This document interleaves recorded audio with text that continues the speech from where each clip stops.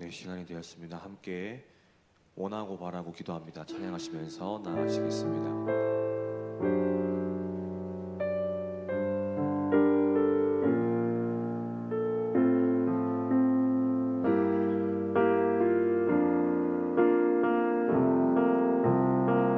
세상을 살아가는 동안에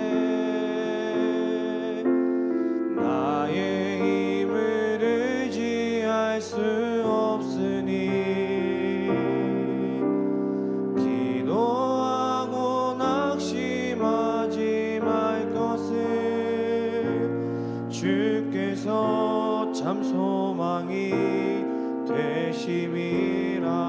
주의 길을 걸어가는 동안에 주의 길을 걸어가는 동안에 세상에 것 의지할 수 없으니 감사하고 낙심하지 말 것을 주께서 참 기쁨이 되심이라. 하나님의 꿈이 나의 비전이 되고 예수님의 성품이 나의 인격이 되고 성령님의 권능이 나의 능력이 되기 원하고 바라고 기도합니다. 하나님의 꿈이 나의 비전이 되고 예수님의 성품이 나의 인격이 되고 성령님의 권능이 나의 능력이 되기 원하고 바라고 기도합니다. 아멘.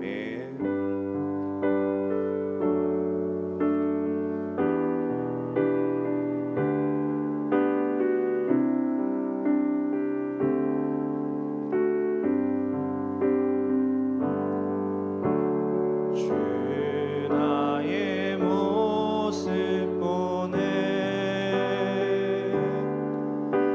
상한 나의 맘 보시네 주 나의 눈물 안에 홀로 울던 맘 아시. 한 번 더 고백합니다. 주 나의 모습 보네 주 나의 모습 보네 상한 나의 맘 보시네 주 나의 눈물 안에 홀로 울던 맘 아시네 세상 소망 다 사라져가도 주의 사랑은 끝이 없으니 사랑하는 이 모든 순간이 주의 힘을 나는 믿. 우리 2절 고백합니다. 주 사랑 우리에게 있습니다. 주 사랑 내게 있네 그 사랑이 날 채우네 주는 내게 있네 그대로 날 세우네. 아멘. 세상 소망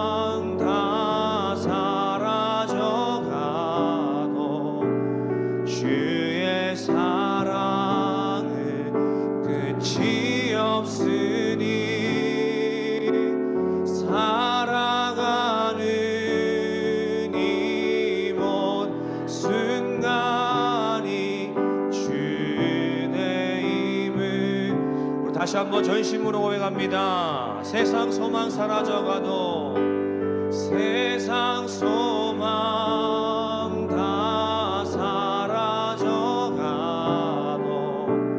주의 사랑은 끝이 없으니 살아가는 이 모든 순간이 주의 힘을 나는 믿네. 살아가는 모든 순간이 살아가는 이 모든 순간이 주의 힘을 나는 믿네.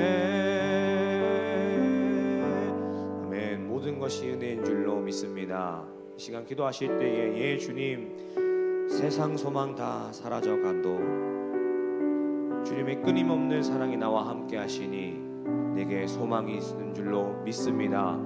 그 주님, 그 소망 이 시간 말씀으로 우리가 확신하는 귀한 시간 되어질 수 있도록 성령께서 함께하여 주시옵소서.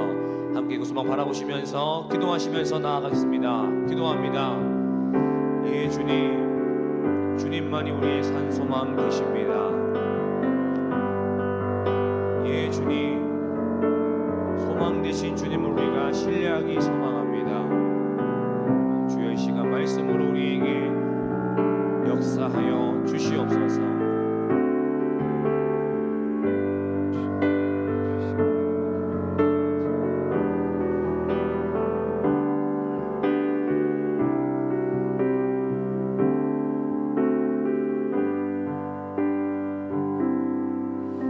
하나님 감사합니다. 하늘을 시작하면서 새벽을 깨우며 하나님의 은혜를 기대하며 사모하며 나아갑니다. 주님, 우리 모두에게 은혜를 부어 주시옵소서. 올 한 해도 기도의 능력과 말씀의 능력을 체험케 하여 주시옵소서. 오늘도 귀한 목사님 보내주셨사오니 우리에게 주시는 하나님의 음성을 듣는 복된 시간 되게 하여 주시옵소서. 예수님의 이름으로 기도드리옵나이다. 아멘. 이 시간에는 서주빈 형제 마림바 연주로 하나님께 찬양 올려드리겠습니다.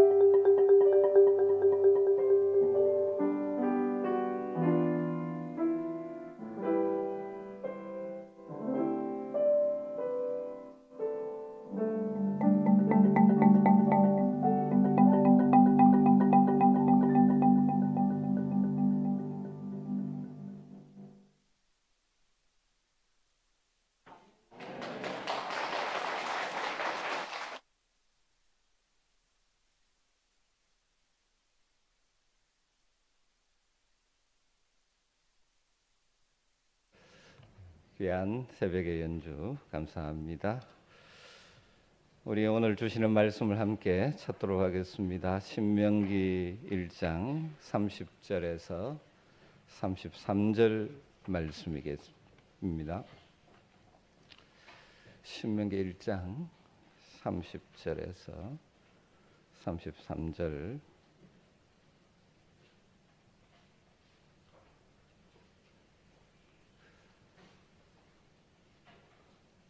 우리 다 같이 한 목소리로 말씀을 읽으십시다. 너희보다 먼저 가시는 너희 하나님 여호와께서 애굽에서 너희를 위하여 너희 목전에서 모든 일을 행하신 것 같이 이제도 너희를 위하여 싸우실 것이며 광야에서도 너희가 당하였거니와 사람이 자기 아들을 안는 것 같이 너희 하나님 여호와께서 너희가 걸어온 길에서 너희를 안으사 이곳까지 이르게 하셨느니라 하나 이 일에 너희가 너희 하나님 여호와를 믿지 아니하였도다. 그는 너희보다 먼저 그 길을 가시며 장막 칠 곳을 찾으시고 밤에는 불로 낮에는 구름으로 너희가 갈 길을 지시하신 자이시니라. 아멘. 네, 오늘 우리 더샘교회 송주연 목사님께서 삶의 행복한 출발 이런 제목으로 말씀 주시겠습니다.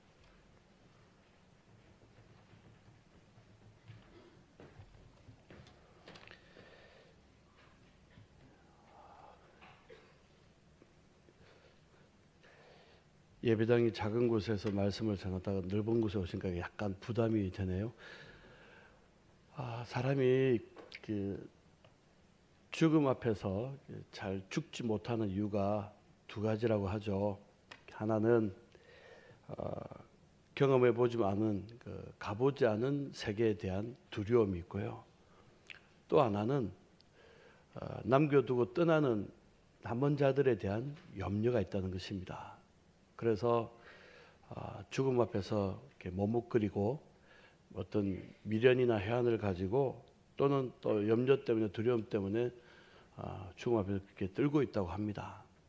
근데 어쩌면 이 신명기 말씀이 죽음 앞에 있는 모세 유언과도 같은 그런 이야기가 이 신명기 구석구석에 적혀 있는데 가끔 모세의 마음이 참 이 사람 대단하다라고 느껴진 이유가 그저께 매일 성경 말씀을 묵상하면서 신명기 4장에 보면 모세가 하는 이야기가 너희로 말미암아 하나님 내게 진노하사 하나님 내게 약속하신 그 가나안 땅에 나는 들어가지 못한다. 나는 요단을 건너가지 못하고 여기서 죽을 것인데 근데 이게 이 모세 표현에 보면 너희로 말미암아 하나님이 내게 진노했다. 그래서 나는 하나님이 약속하신 그 아름다운 땅에 들어가지 못하고 여기서 죽는다. 이 말에는 약간 이렇게 뒤끝이 있는 것 같지 않습니까? 마음에 감정이 있는 것 같아요. 억울함도 있는 것 같고 상함도 있는 것 같고. 그런데 그 뒤에 구절을 보면 뭐라고 이야기하는 거 아니까? 그러나 너희는 이 아름다운 땅에 들어가서 그 땅을 기업으로 얻을 것이다. 그러니 모세의 마음 가운데 죽음을 앞두고 정말 마음에 속상함도 있고 또 억울함도 있지만 그러나 이거보다 더 큰 마음이 있다면 남겨져 있는 후손들을 향한 그 하나님의 복 주심을 누리기를 원하는 그 마음이 모세의 마음 가운데 있더라는 거죠. 그러면서 그 자손들이 하나님 약속하신 아름다운 땅에 들어가서 잘 살기를 원하는 마음으로 이제 광야 1세대가 40년 동안 광야를 떠돌다가 다 죽게 되어지고 2세대가 하나님 약속하신 땅으로 들어가야 될 터인데 그 땅에 들어갔을 때 너 어떻게 살아야 될 거냐. 이제 지난 40년이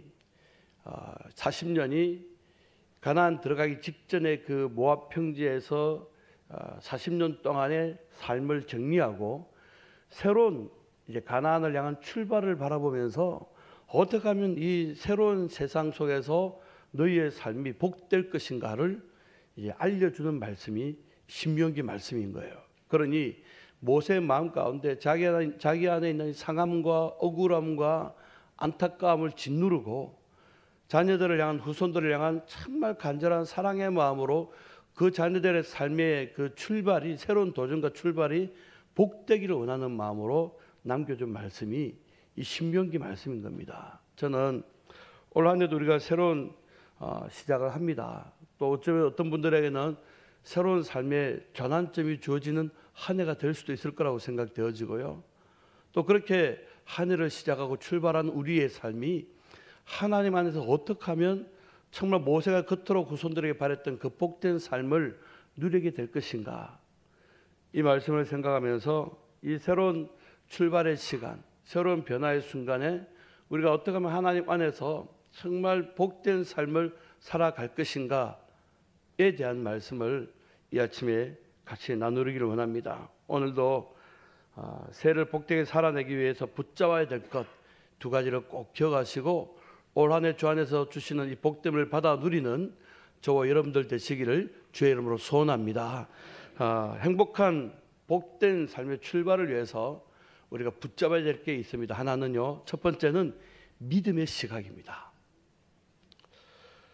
이제 이 신명기는 지난 그 40년 여정을 모세가 회고를 해요. 돌아봅니다. 그러면서 하는 이야기가 1장 19절에 보면 지난 그 세월 동안 이스라엘 백성들이 크고 두려운 광야를 지나 가데스 바네아에 이르렀고, 그리고 그 가데스 바네아에 이르는 동안에 이 광야길은 사실은 마실 물도 먹을 양식도 그리고 사람이 살 수 없는 그 두려운 것, 누구든지 한번 발을 디뎌 놓으면 빠져나올 수 없는 곳이 광야 아닙니까? 근데 그런 세월을 보내온 거예요. 그래서 이 불편하고 힘들고 어려운 그런 시간들을 막 지내올 때마다 이스라엘 백성들은 그때마다 몸이 지치고 또 몸 지치니까 마음 상하고, 마음 상하니까 하나님 지난날 주셨던 은혜는 다 기억하지 못하고 계속해서 이 가나안에 대한 기대감, 하나님 주셨던 자유, 해방감 이런 건 다 던져버리고 한순간 주어지는 고통, 한순간 주어지는 결여, 한순간 주어지는 어떤 없음, 이것으로 인해 계속해서 차라리 애굽이 좋았어, 그때로 돌아갔으면 좋겠어 라는 이 원망과 불평이 끊이지 않았다고요. 결국은 뭐였는 거니까 광야를 가다 보니까 생기는 문제들에만 눈이 고정이 된 거예요. 문제만 보게 되어지니까 사람은요, 이 문제만 보면 문제 속에 스스로 갇혀서 빠져나오지 못하게 되어지거든요. 그렇게 되다 보면 계속 문제 안에 돌고 돌다 보면 그 생각과 감정과 시각이 잘못되어져서 그동안 주어졌던 많은 삶의 긍정적인 것들을 놓쳐버리고 문제만 갇히게 되는 것입니다. 그러니 이 문제만 갇히게 되어지다 보니까 결국 뭘 잊어버리는 거 아니까 하나님이 애굽에서 구원해 내신 것, 홍해를 가르신 것, 광야에 들어와서 마실 물 주시고 먹을 것 주시고 그리고 구름 기둥 불기둥으로 인도하신 것, 이런 것들을 다 잊어버리게 되는 거예요. 제가 목회를 보면서 가장 안타까운 것 중에 하나가 뭔가 하면 그동안 하나님의 은혜로 긴 인생 여정 잘 이겨내 살아왔는데 문제만 주어지면 그 문제 때문에 주셨던 은혜를 잊어버리고 계속해서 원망과 불평으로 돌아가는 그런 성도들을 볼 때마다 계속 마음에 안타까움이 있는 거예요. 교회 안에도 원불교 신자가 있더라는 거죠. 원불교 신자 아시죠? 문제만 생기면 원망하고 불평하는 그런 교인. 그러니까 너무 안타까운 겁니다. 결국은 이게 뭐로 떨어져 버리는 거 하니까 불신앙으로 떨어지고 결국 불순종으로 떨어져 버리더라는 것입니다. 결국 뭘 이야기하는 거 하니까 눈앞에 보이는 현실만 보인 거죠. 반면에 모세는 이 이스라엘 백성들과는 정반대였습니다. 똑같은 현장에 있었고 똑같은 문제를 경험했고 똑같은 광야를 지나왔는데 모세의 고백은 다른 거예요. 하나님께서 모세만 별도로 구름 태워서 이스라엘 백성들을 인도하신 거 아니잖아요. 오히려 그 백성들이 그 쏟아내는 원망과 불평과 온갖 그 어떤 탄식의 소리를 다 들으면서 그때마다 가슴이 바짝 타는 아픔과 고통을 겪으면서 그렇게 지난 세월을 지나왔다고요. 그런데 모세는 오늘 본문에 보니까 뭐라고 이야기하는 거 아니까 자기의 지난 날은 하나님이 안으셔서 인도한 인생이었다라고 이야기해요. 동일한 환경, 동일한 상황, 동일한 문제 가운데 부딪혀 살았는데도 불구하고 백성들은 늘 원망과 불평이 끊이지 않았고, 반면에 모세는 하는 이야기가 하나님이 나를 안으셔서 여기까지 인도하셨다. 결국은 뭐 차이였습니까? 믿음의 시각 차이였어요. 어떻게 바라보느냐가 문제였어요. 어떤 사람은 문제가 생기면 문제만 바라보지만 어떤 사람은 그 문제 가운데 행하시는 하나님을 바라본다고요. 모세는 현실을 보지 아니하고 자기의 놓여 있는 광야를 보지 아니하고 또 앞에 펼쳐지는 문제에 주목하지 아니하고 하나님을 주목한 겁니다. 그래서 모세에게는 오히려 이 광야가 살아계신 하나님의 은혜를 구체적으로 경험할 수 있는 은혜의 현장이었던 거예요. 그러니 여러분, 이스라엘 백성들에게 하나님께서 애국에서 나올 때부터 계속해서 은혜 위에 은혜를 베푸셨습니다. 지금도 은혜 가운데 살아왔어요. 그런데 문제는 그들에게는 믿음의 시각이 없었어요. 그러다 보니 문제만 생기면 그 문제 외에 역사하시는 하나님은 보지 못하고 문제 가운데 원망과 불평으로 떨어져서 나중에는 불신앙과 불순종으로 나아가게 되더라는 것입니다. 그들에게 보인 것은 광야뿐이었고 문제뿐이었습니다. 사랑하는 성도 여러분, 저 여러분 안에 올 한 해를 하나님 주시는 복된 인생으로 살아가기를 원한다면 모든 인생의 문제마다 믿음의 시각으로 볼 수 있기를 주의 이름으로 축복합니다. 어떤 문제가 생길 때 문제를 생각하는 것이 아니라 이 일을 통하여 하나님이 행하실 일이 무엇일까? 하나님 이 일을 통하여 내게 어떤 일들을 행하기를 원하시는가? 어떤 것을 나타내기를 원하시는가?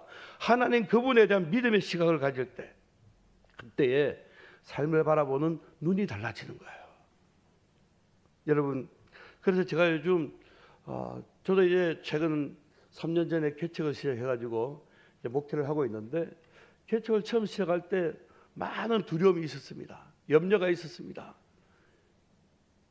18년 동안 섬겼던 교회를 떠나오면서 이 문제 가운데 하나님 왜 나를 이 문제 가운데 두셨을까? 만일 제가 문제만 바라봤다면요, 어쩌면 우울증에도 걸릴 수 있고 어쩌면 하나님에 대한 원망과 불평으로 인해 가지고 저의 또 목회의 지난달의 모든 여정들, 내 신앙의 모든 것들이 무너져 내릴 수 있었는데, 그런데 그때 제 입 가운데서 자주 흘러나왔던 찬양이 뭐였는 거 아니까 혹시 부르신지 모르겠습니다만은 하나님의 부르심이라는 찬양이었어요. 그 부르심이라는 찬양 뒷부분에 보면 이런 가사가 나와요. 날 부르신 뜻 내 생각보다 크고 날 향한 계획 나의 지혜로 측량 못하나 가장 좋은 길로 가장 완전한 길로 오늘도 날 이끄신 믿네. 이게 고백이었어요. 날 부르신 뜻 내 생각보다 크고 날 향한 그분의 계획 나의 지혜로 측량 못하지만 분명한 것은 내가 하나님을 믿음의 시각으로 바라보기 시작할 때에 오늘도 가장 좋은 길로 완전한 길로 나를 이끄심을 믿습니다. 여러분, 그래서 다시 한 번 더 경험했던 거 뭐였는가 하면 문제가 중요한 게 아니고 이 문제를 바라보는 나의 믿음의 시각이 중요하다. 하나님 다시 한 번 더 올 한 해를 시작하면서 어떤 문제들이 어떻게 제게 주어질지 모르겠지만 또 새롭게 맞이한 2024년이 또 다른 광야 가운데 놓이는 순간이 될지 모르겠지만 분명한 사실은 나는 문제를 보지 아니하고 문제 위에 역사하시는 하나님을 보겠습니다. 믿음의 시각으로 걸어가겠습니다. 사랑하는 성도 여러분, 올 한 해를 그렇게 살아갈 식으로 결정하기를 주의 이름으로 축복합니다. 믿음으로 보시길 바랍니다. 그럼 반드시 하나님 행하시는 놀라운 일들을 경험하게 될 줄로 믿습니다. 믿음의 시각입니다. 두 번째는 하나님에 대한 바른 이해입니다. 여러분, 신명기 1장 27절 한번 좀 찾아서 읽어볼까요? 1장 27절. 자, 바로 앞에 있으니까 같이 한번 읽어보겠습니다. 시작. 장막 중에서 원망하여 이르기를 여호와께서 우리를 미워하심으로 아모리 족속의 손에 넘겨 멸하시려고 우리를 애굽 땅에서 인도하여 내셨도다. 가데스 바네아에서 정탐꾼을 가나안 땅에 보내었습니다. 얼마든지 할 수 있는 행동이죠. 하나님 약속하신 땅이지만 그 땅이 어떤지, 형편이 어떤지, 우리가 어디로 올라가야 될지 한번 살펴보자. 합리적이고 할 수 있는 생각입니다. 그런데 그 가나안 땅을 정탐하고 돌아와서는 한다는 이야기가 하나님이 우리를 미워해서 우리를 멸하시려고 애굽에서 이끌어내셨다. 여러분, 하나님이 자신들을 미워하신다고, 자신들을 멸망시키기 위해서 이 애굽에서 인도해 냈다고 원망을 합니다. 하나님에 대한 잘못된 예를 볼 수 있는 거죠. 결국 하나님에 대한 왜곡된 이 이해가, 오해가 불신앙을 낳고 불순종을 나타나는 것입니다. 여러분, 우리가 신앙생활할 때 우리 하나님 여호와에 대한 하나님에 대한 이해, 하나님에 대한 지식이 분명할 때 믿음의 중심이 견고해지는 것입니다. 그러므로 신앙생활에서 중요한 것은 하나님을 계속해서 알아가는 삶이에요. 반면에 모세는 하나님을 어떻게 이해했는가 하니까 하나님을 사랑 많으신 아버지로 이해한 거예요. 오늘 우리가 읽었던 이 본문에 보면 하나님을 굉장히 다정한 아버지로 이해했던 최초의 신앙의 사람이 모세였던 거예요. 그 표현이 뭐였는가 하니까 안으셨다라는 거예요. 여러분, 건강한 인간관계는 상대방에 대해서 어떻게 이해하느냐에 따라서 인간관계가 달라져요. 마찬가지로 건강한 신앙도 하나님에 대해서 어떻게 이해하느냐에 따라서 신앙이 달라지는 것입니다. 모세는 지난 모든 광야 여정 가운데 하나님의 은혜가 있었는데 하나님의 은혜가 내게 어떻게 나타났는가 하니까 내가 겪는 모든 문제들마다 하나님 그분이 나를 안으셔서 여기까지 인도하셨다. 여러분이 안고 가는 하나님, 느낌이 어떤 하나님이에요? 엄하고 두려운 하나님이 아니라 참으로 사랑 많으신 아빠 아버지. 여러분 하나님을 어떤 분으로 이해하고 계십니까? 여러분의 삶 가운데 경험되어진 하나님은 어떤 분이십니까? 오늘 우리가 알아야 될 하나님은요, 이 한 해를 시작하면서 모세는 분명하게 이야기하기를 하나님은 이런 분이야 라고 세 가지를 알려주십니다. 오늘 본문에 보니까 첫 번째, 모세가 경험하고 고백하는 하나님은 먼저 가셔서 준비하신 하나님. 오늘 30절 보니까 너희보다 먼저 가시는 너희의 하나님 여호와. 여러분, 우리가 잘 부르는 찬양 가운데 나의 등 뒤에서 나를 도우시는 주, 그런 찬양이 있지 않습니까? 그런데 오늘 본문은 이야기하기를 하나님은 나의 등 뒤에서 나를 도우시는 분이 아니라 더 적극적으로, 더 능동적으로, 더 주도적으로 내 삶의 문제에 앞서 가셔서 길을 여시는 분이 하나님이시라는 거예요. 그냥 어려움 당할 때 뒤에서 지켜보다가 소극적으로 도와주는 분이 아니라, 느낌이 다르죠. 내가 어려움 겪을 때 내 뒤에서 소극적으로 나를 도와주시는 분이 아니라 내 인생 앞서서 모든 인생 문제마다 앞서 가셔서 길을 여시고 주도적인 분이라는 겁니다. 앞서 가시면서 준비하시고 앞장서서 인도하시는 분, 그 하나님이 여호와 하나님이라는 거예요. 그런 하나님, 우리를 그래서 뭐라고 이야기합니까? 여호와 이레의 하나님, 준비하시는 하나님. 그렇습니다. 처음 가는 길도 표지판이 있고 내비게이션이 있으면 찾아갈 수가 있습니다. 그런데 요새 내비게이션도 자주 바뀌고 뭐 업그레이드 해야 되고 그러다 보면 헤맬 수가 있어요. 근데 가장 쉽고 가장 안전하게 어떤 길을 갈 수 있는 방법이 있다면 그 길을 가장 잘 아는 분의 인도를 받는 거예요. 에베레스트 산 같은 위험한 산을 등반할 때도요, 등반가 혼자 절대로 가지 않아요. 누가 항상 같이 갑니까? 셀파가 같이 가요. 그러니까 등산 전문가라도 셀파 없이는 그 등산에 성공할 수 없습니다. 우리 인생의 셀파는 여호와 하나님이십니다. 먼저 가시면서 다 준비해 놓고 우리를 인도하시는 겁니다.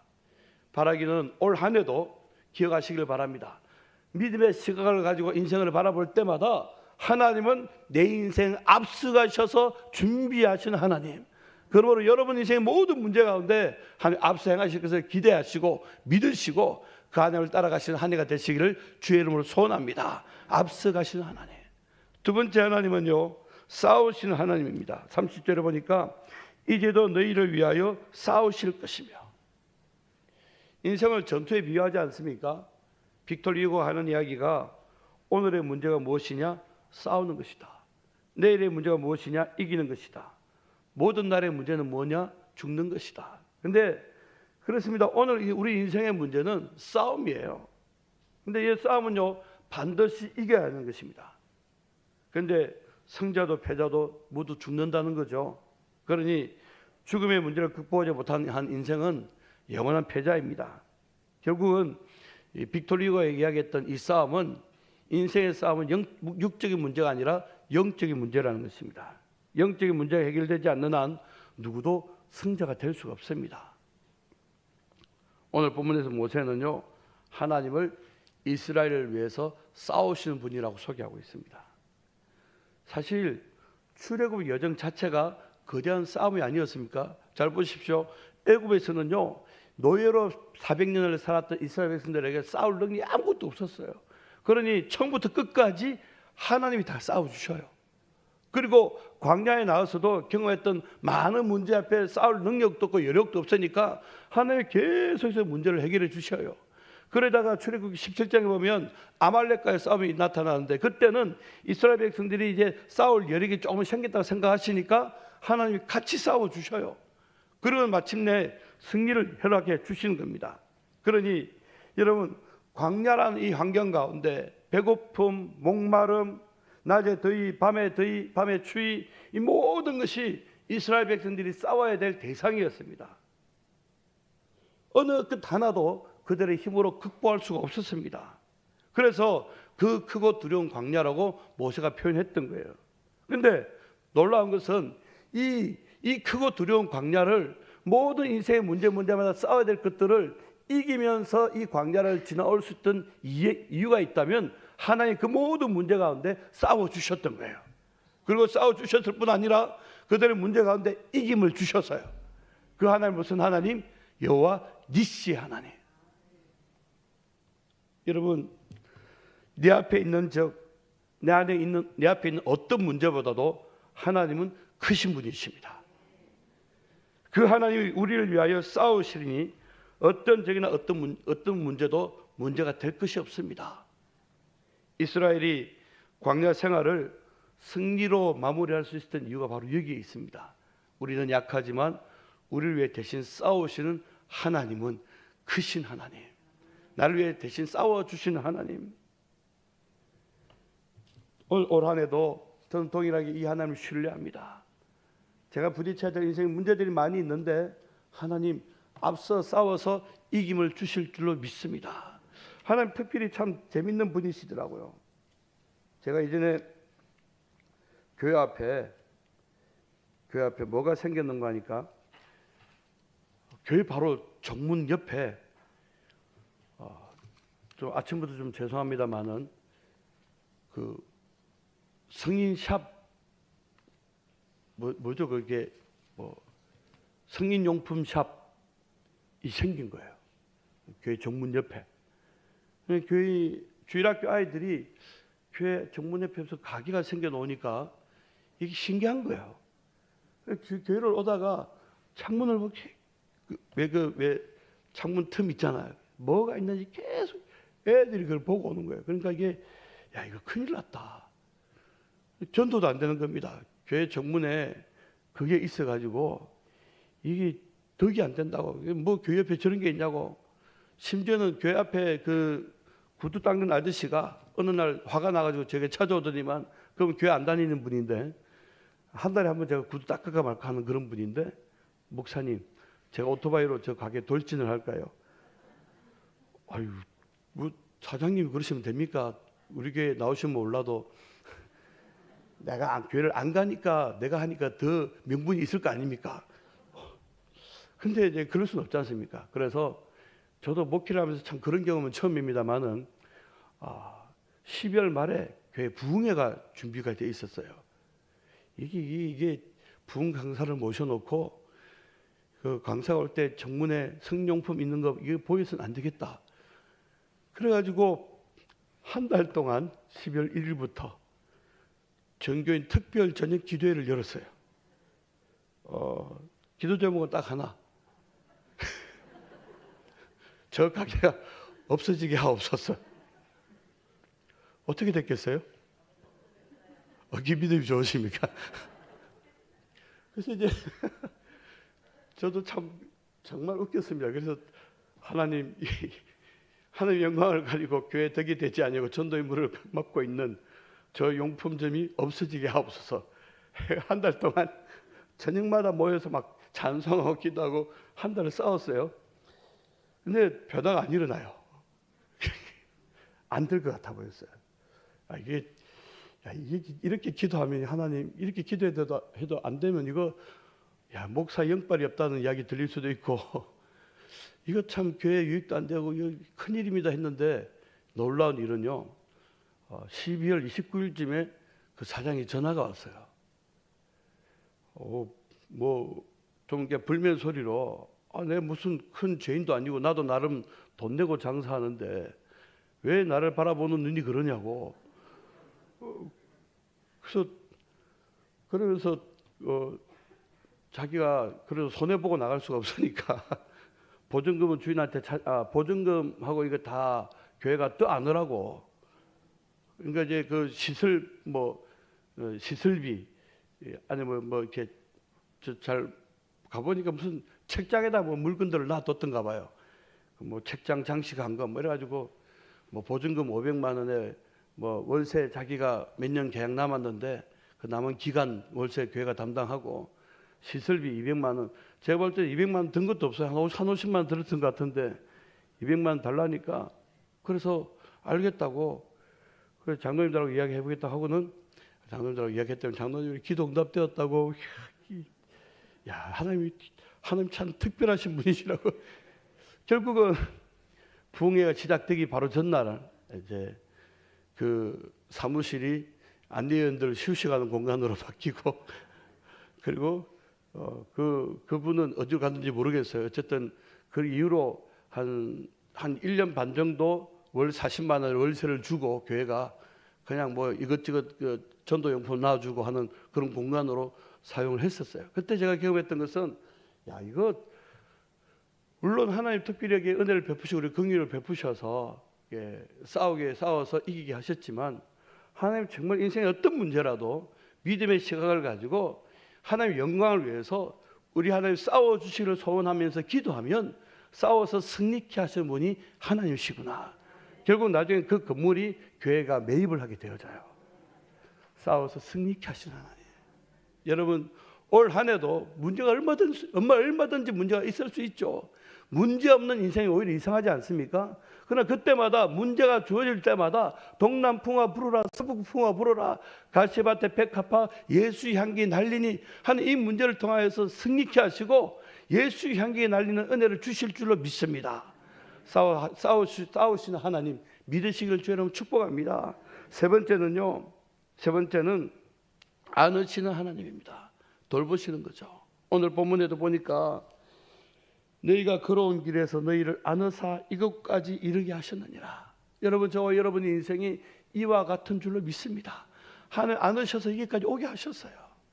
여러분 제일 목회하면서 목사가 주의해야 될 것 중에 하나가 뭔가 하면 죄 경영이란 말이 있어요.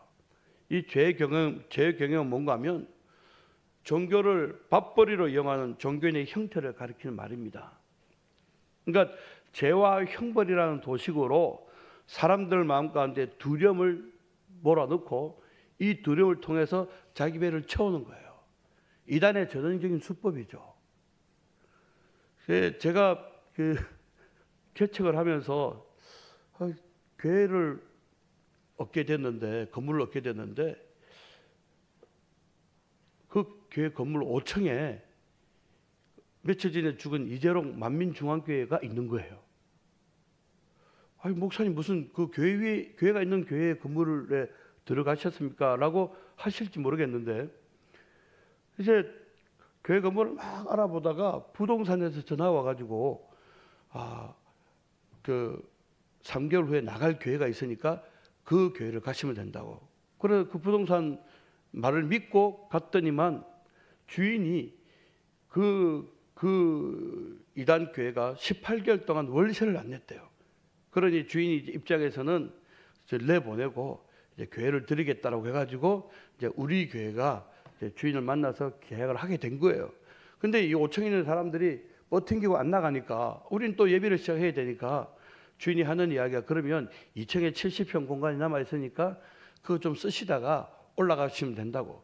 알겠다고 이제 2층에 들어가 가지고 70평 공간에 지금 예배를 시작하다가 끝까지 안 나가니까 어째서 주인이 그 목사님 죄송한데 언젠가는 내보내니까 2층 나머지 50평도 다 같이 쓰시죠 해가지고 이제 120평을 쓰게 된 거예요. 지금 5층에 이제 그 이재록 교회가 있는 거예요. 그래서 지금 맨날 이제 싸우시는 하나님과 함께 이제 우리 교회 교인들 새 기도 제목 작성해서 내라고 했더니만 많은 교인들이 5층 나가게 해주세요 하고 기도 제목으로 잡았더라고요.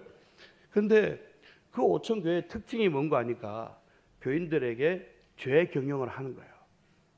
죄와 형벌에 대한 두려움을 몰아넣고 이를 통해서 교인들을 착취하는 겁니다. 근데 그러다 보면 많은 사람들 가운데 하나님을 어떤 분으로 이해하는 거 하니까 왜 절에 가면 그 사천 있잖아요. 막 무섭게 생긴 거. 그런 하나님으로 이해한단 말이에요. 여러분, 우리 하나님 그런 분 아니십니다. 우리 하나님은 아빠 아버지십니다. 우리의 약함과 허물까지도 다 아느시는 하나님. 상한 갈 때도 꺾지 아니하고 꺼져가는 심지어 끄지 아니하시고 그런 하나님으로 모세는 고백한 거예요. 그래서 여러분 오늘 우리가 읽었던 31절 말씀 우리 한 번 더 읽어봅시다. 시작. 광야에서도 너희가 당하였거니와 사람이 자기의 아들을 안는 것 같이 너희의 하나님 여호와께서 너희가 걸어온 길에서 너희를 안으사 이곳까지 이르게 하셨느니라. 아멘. 여러분 자제를 품에 안은 것처럼 하나님께서 그렇게 이스라엘 안으셨다는 거예요. 얼마 전에 어디에서 화재가 났었죠. 근데 그 갓난 아이를 아빠가 안고 떨어져 가지고 아이를 살리고 아빠가 죽었다는 거예요. 제가 그 기사를 들으면서 우리 하나님 당신은 죽으시더라도 나를 살리시는 하나님.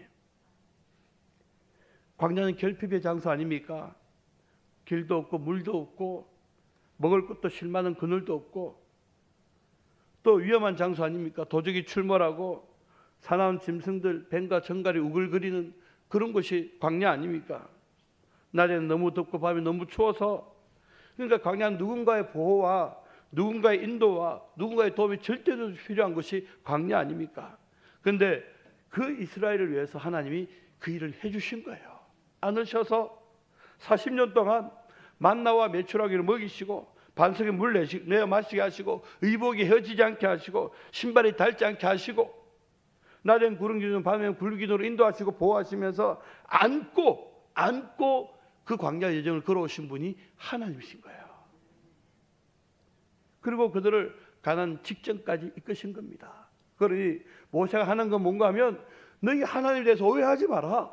너희를 미워해서 너희를 멸망시키기 위해서 애굽에서 인도해낸 그 하나님이 아니라 그 하나님은 너희를 위해 앞서가시고 너희를 위해 싸우시고 너희를 안으셔서 여기까지 인도하신 분이 너희의 하나님이다. 그러하다면 그 하나님이 마찬가지로 가나안에 들어가서도 동일하게 너희보다 앞서갈 것이고 너희를 위해 싸우실 것이고 너희를 안으실 것이다. 사랑하는 성도 여러분, 올 한 해 우리 하나님 그렇게 우리를 이끌어 가신다면 어떤 인생의 문제도 낙심하지 아니하고 당당하게 어깨 펴고 걸어갈 수 있지 않겠습니까? 힘들고 어려워도 찬송하며 걸어갈 수 있지 않겠습니까? 바라기는요, 세상은 광야입니다. 옥하나 목사님이 안아주심이라는 책에 보면 이런 내용이 나오더라고요. 인생이란 짧고 상쾌한 산책인 줄 알았는데 미처 제대로 준비되지 않은 마라톤으로 바뀌었다. 마라톤일 뿐 아니라 광야입니다.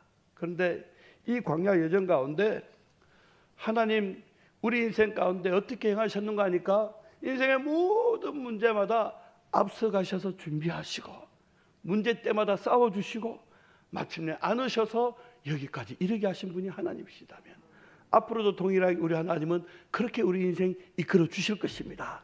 올 한 해도 그렇게 살아가게 하실 겁니다. 이 믿음 가지고 살아가면 어떤 상황 속에서도 행복을 누릴 것입니다.